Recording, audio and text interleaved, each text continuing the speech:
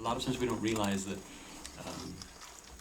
for many of you who knew Dale locally may not realize the impact he had globally.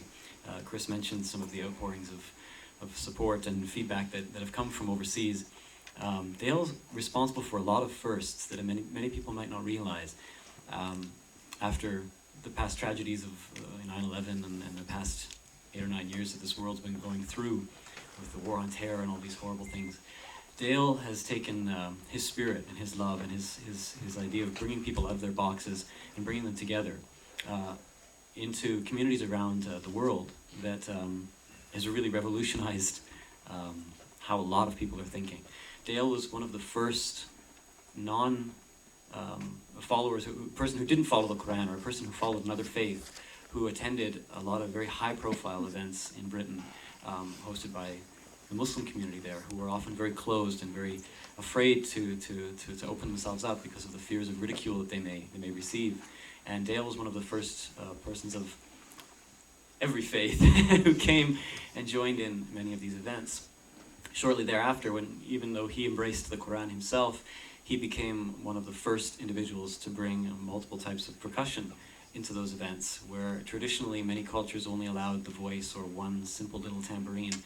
Dale would show up with his djembe and his pits of every type of percussion instrument you could imagine. Before long, Dale became the first individual within the Muslim community in Britain to start encouraging the community to bring water bottles, those giant water cooler bottles, to their events and camps. And now, to this day, over in England, the Muslim Society of Britain has a whole room full of empty water jugs that they pull out at their events and get drum circles going. Dale was the first one to bring a female performer and drummer on stage to Muslim gatherings in Britain, when it was often thought traditionally that women should be behind the scenes and watch their modesty. Dale brought Nikki Plummer on stage and said, "Enough of that! We need women!" And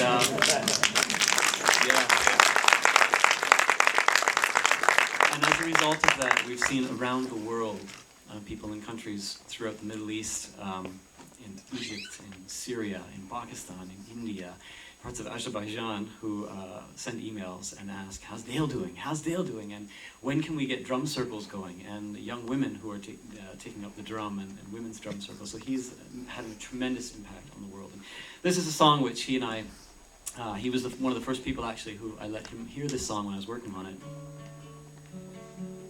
And he said it needs a little bit of work, but we worked on it. And he said, Steve, if any of you know Dale's friend Steve, who now lives in Holland, he said, "Steve's been working with gongs.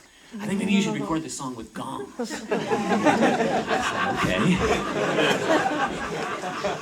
So they recorded the song with gongs from China.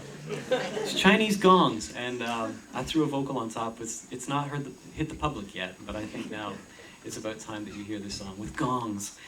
And tonight I'll just play it for you on the guitar. And it's a little song about getting off this earth and getting back to something a little more special, which is getting up into the sky and flying a little bit. And that's definitely where Dale took a lot of us, is flying and picking up our shoes and just getting out of the doors and the buildings and the houses that we live in and getting out into the world with the people that we share this species with. And the song's called "Out in the Fields."